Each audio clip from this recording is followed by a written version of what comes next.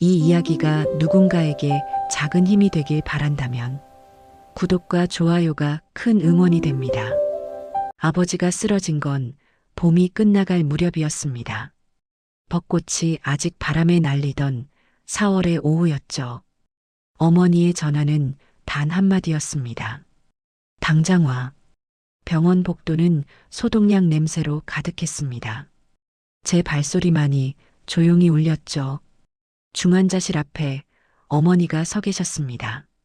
등이 이렇게 작았나 싶더군요. 엄마. 어머니는 돌아보지 않으셨습니다. 그저 문을 바라보며 작게 고개를 끄덕이셨죠. 뇌경색이래. 의사 선생님의 설명은 전문 용어가 너무 많아서 절반도 이해할 수 없었습니다. 단 하나 또렷하게 들린 말이 있었습니다. 장기 간병이 필요합니다. 간병? 그 말을 듣는 순간 시간이 멈췄습니다. 아버지를 본 건 그로부터 3시간 뒤였습니다. 침대에 누운 아버지는 제가 아는 아버지가 아니었습니다. 입에서 관이 나와 있고 모니터가 규칙적으로 소리를 내고 있었죠. 아버지. 불러도 반응이 없었습니다. 어머니는 아버지의 손을 잡은 채 한마디도 하지 않으셨습니다.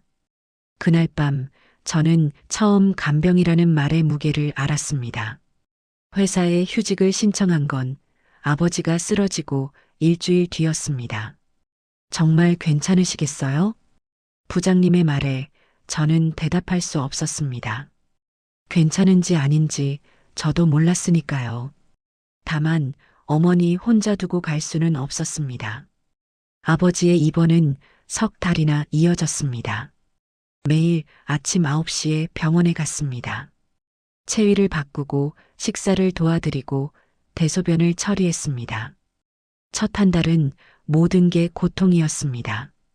아버지 몸을 닦을 때 손이 떨렸습니다. 기저귀를 갈 때 눈물이 날 것 같았습니다. 이분이 내 아버지다. 한때 저를 안아주시던 큰 손. 이제는 제 손을 잡는 것조차 할 수 없습니다.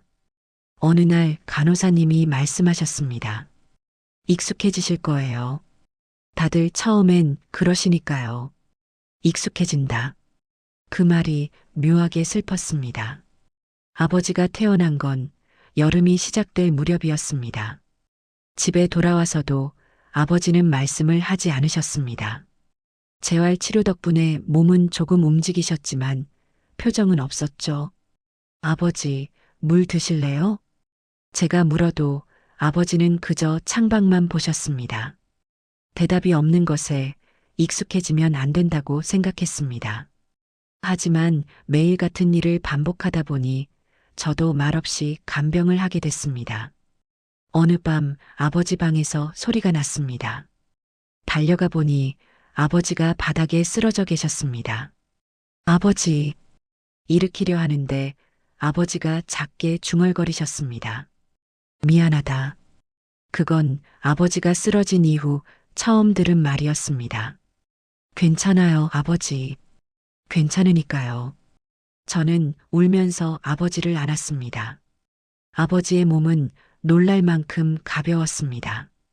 어머니의 변화를 알아챈 건 가을이 되어서였습니다. 엄마, 괜찮으세요? 괜찮아. 아무 문제 없어. 어머니는 늘 그렇게 대답하셨습니다. 하지만 어머니의 손은 떨리고 있었습니다. 밤이면 부엌에서 혼자 우는 소리가 들렸습니다. 아버지 간병은 둘이서 나눠서 했습니다. 하지만 밤중 대소변 처리나 갑작스러운 상태 변화는 거의 어머니가 감당하셨죠. 제가 할게요. 엄마는 쉬세요. 괜찮아. 내가 할게. 어머니는 결코 약한 모습을 보이지 않으셨습니다. 그런데 어느 날 아침 어머니가 일어나지 못하셨습니다. 방을 들여다보니 어머니가 이불 속에서 웅크리고 계셨습니다. 엄마, 미안해. 오늘은 좀 쉬게 해줄래? 어머니의 목소리는 금방이라도 사라질 것처럼 작았습니다. 그날 저는 처음으로 혼자 아버지의 모든 간병을 했습니다. 그리고 알았습니다. 어머니가 얼마나 큰 짐을 짊어지고 계셨는지를. 간병은 사랑만으로는 할 수 없습니다. 그걸 안 건 겨울이 가까워질 무렵이었습니다. 아버지의 몸무게는 마른 편이지만 60kg가 넘었습니다. 체위를 바꿀 때마다 허리에 심한 통증이 왔습니다. 기저귀 교체는 하루에 5번 이상, 식사 도움은 1시간 가까이 걸렸습니다. 밤에는 2시간마다 확인하러 갔습니다. 수면 부족에 머리가 돌아가지 않았습니다. 사소한 일에도 짜증이 났습니다. 어느 날 아버지가 음식을 뱉어내셨습니다. 왜 안 드세요? 저도 모르게 목소리를 높였습니다. 아버지는 그저 고개를 숙이셨습니다. 그 순간 제 자신이 무서웠습니다. 나는 뭘 하고 있는 거지? 이분은 나를 키워주신 아버지다. 한밤중에 열이 나면 업고 병원까지 뛰어가셨던 아버지. 죄송해요, 아버지. 저는 아버지 손을 잡았습니다. 아버지 눈에서 눈물 한 줄기가 흘렀습니다. 아버지 방을 정리하던 중이었습니다. 오래된 서랍 안쪽에서 갈색 봉투가 나왔습니다. 안에는 통장과 보험 증서가 들어 있었습니다. 통장을 펼쳐보니 제 이름이 있었습니다. 수취인 장녀 김수진. 금액은 5천만 원. 이게 뭐지? 보험 증서도 마찬가지였습니다. 수취인은 저와 동생 이름. 합치면 거의 2억 가까운 돈이었습니다. 엄마, 이거 알고 계셨어요? 거실에서 어머니께 보여드렸습니다. 어머니는 통장을 보시고 조용히 눈을 내리깔으셨습니다. 알고 있었어. 왜 지금까지 말씀 안 하셨어요? 아버지가 말하지 말라고 하셔서. 어머니의 목소리가 떨렸습니다. 이게 대체 간병 비용이야. 어머니는 천천히 말씀을 이어가셨습니다. 아버지가 쭉 모아두신 거야. 너희들이 간병 때문에 인생 망치지 않게. 그날부터 아버지를 보는 눈이 달라졌습니다. 언제부터 이런 돈을 준비하신 걸까? 왜 숨기신 걸까?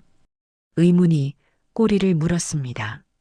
아버지, 이거 언제부터 준비하신 거예요? 아버지께 물어도 대답은 없었습니다. 어머니께 여쭤봤습니다. 아버지가 보험 든 건 내가 태어난 해야. 30년 전. 아버지는 30년 전부터 자신의 간병을 생각하신 걸까? 근데 왜 말씀 안 하셨어요? 말하면 너희들이 신경 쓰잖니. 어머니의 말이 가슴에 박혔습니다. 아버지는 우리가 걱정할까봐 계속 숨기신 건가? 그날 밤 저는 아버지 방에서 낡은 수첩을 발견했습니다. 거기엔 아버지 글씨로 이렇게 적혀 있었습니다. 아이들은 자기 인생을 살았으면 좋겠다. 어머니가 모든 걸 말씀하신 건 눈 내리는 밤이었습니다. 아버지는 말이야, 젊었을 때부터 그러셨어. 어머니는 찻잔을 두 손으로 감싸며 조용히 이야기를 시작하셨습니다. 언젠가 자기가 쓰러지면 애들한테 짐 되기 싫다고. 아버지는 할아버지 간병을 지켜보셨습니다. 할아버지 간병 때문에 큰아버지네 가정이 무너졌습니다. 큰어머니는 과로로 쓰러지셨죠. 아버지는 그걸 반복하기 싫으셨대. 그래서 월급이 들어올 때마다 조금씩 모으셨습니다. 여행도 가지 않으셨습니다. 차도 낡은 걸 계속 타셨습니다. 나 몰랐어요. 아버지가 아무 말 안 하셨으니까. 어머니는 눈물을 닦으셨습니다. 근데 말이야, 딱 한 번 하신 말씀이 있어. 뭐라고요? 자식 행복이 부모 행복이라고.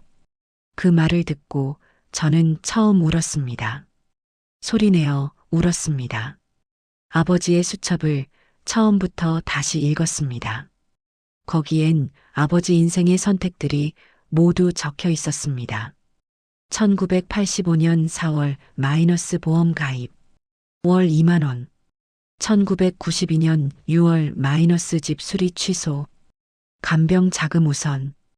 2000년 3월 마이너스 퇴직금 절반 간병 신탁. 아버지는 인생의 모든 순간에 우리의 미래를 선택하셨습니다. 어머니께 여쭤봤습니다. 엄마는 어떻게 생각하셨어요? 처음엔 반대했지. 우리도 좀 즐겁게 살자고. 그런데요? 아버지 눈을 보니까 알겠더라. 이게 아버지가 사는 방식이구나. 아버지는 자신의 즐거움을 다 희생하셨습니다. 그건 우리가 자유롭게 살라고. 저는 아버지 방에 들어갔습니다. 아버지, 고맙습니다. 아버지는 늘 그러시듯 창밖을 보고 계셨습니다. 하지만 그 눈에 작은 빛이 깃든 것 같았습니다. 아버지가 말을 되찾으신 건 봄이 오기 직전이었습니다. 재활 치료 덕분에 조금씩 말씀하실 수 있게 되셨습니다. 수진아, 네, 아버지. 미안했다. 아버지의 첫 말씀은 사과였습니다. 뭐가요? 내 인생을 묶어버려서. 그런 거 아니에요. 아니야, 그래. 아버지는 힘겹게 말을 이으셨습니다. 넌 회사도 그만뒀잖니. 남자친구하고도 헤어졌고. 다 알고 계셨구나. 그건 제가 선택한 거예요. 하지만 내 탓이야. 아버지 눈에서 눈물이 흘렀습니다. 난 너희한테 짐 되기 싫었어. 그래서 이렇게 돈을 모았는데. 알아요, 아버지. 근데 돈으로 안 되는 것도 있더구나. 아버지는 떨리는 손으로 제 손을 잡으셨습니다. 사실은 내가 자유롭게 살았으면 했어. 아버지. 저는 아버지 손을 꽉 잡았습니다. 저도 자유롭게 살고 있어요. 지금 여기서 아버지랑 같이. 봄이 왔습니다. 아버지의 상태는 극적으로 좋아지지 않았습니다. 하지만 조금씩 웃음이 늘었습니다. 저도 변했습니다. 간병은 이제 의무가 아니라 아버지와 함께하는 시간이 됐습니다. 어느 날 아버지가 불쑥 말씀하셨습니다. 수진이는 착한 애야. 갑자기 왜 그러세요? 아니, 예전부터 생각했어. 아버지는 창밖 벚꽃을 보며 말을 이으셨습니다. 넌 어렸을 때 자주 울었잖니. 기억하세요? 그럼. 내가 안아주면 뚝 그쳤는데. 아버지가 처음으로 웃으셨습니다. 지금은 내가 나를 안아주네. 아버지. 참 신기하다, 인생이. 그 말이 깊이 가슴에 남았습니다. 간병은 끝이 아닙니다. 그건 다시 한번 부모님을 마주하는 시간인지도 모릅니다. 아버지 상태가 급변한 건 초여름 아침이었습니다. 구급차를 불렀습니다. 병원에서 의사 선생님이 말씀하셨습니다. 마음의 준비를 하셔야겠습니다. 어머니와 저는 아버지 손을 잡았습니다. 아버지, 힘내세요. 아버지는 작게 고개를 끄덕이셨습니다. 그리고 마지막으로 말씀하셨습니다. 고맙다. 행복했어? 아버지는 조용히 눈을 감으셨습니다. 장례식 날 아버지 친구분이 말씀하셨습니다. 아버님은 늘 따님들 이야기를 하셨어요. 자랑스러운 딸들이라고. 그 말을 듣고 저는 울었습니다. 아버지는 마지막까지 우리를 생각하셨구나. 장례를 마치고 집에 돌아왔습니다. 아버지 방은 그대로였습니다. 책상 위에 새 수첩이 있었습니다. 펼쳐보니 마지막 장에 아버지 글씨가 있었습니다. 수진아, 내가 간병해준 날들이 아빠 인생에서 가장 행복했다. 고맙다. 저는 소리내어 울었습니다. 간병은 힘들었습니다. 하지만 그 고통 속에서 저는 아버지를 진짜로 이해했습니다. 아버지의 사랑을 처음 알았습니다. 그건 말로 표현되지 않는 깊은 사랑이었습니다. 창밖에는 벚꽃이 지고 있었습니다. 새로운 계절이 또 돌아옵니다. 아버지는 안 계십니다. 하지만 아버지가 남기신 것들은 제 안에 살아 있습니다. 간병 끝에 저는 알았습니다. 사랑은 말이 아니라 행동이라는 것을, 그리고 인생에서 가장 소중한 건 함께하는 시간이라는 것을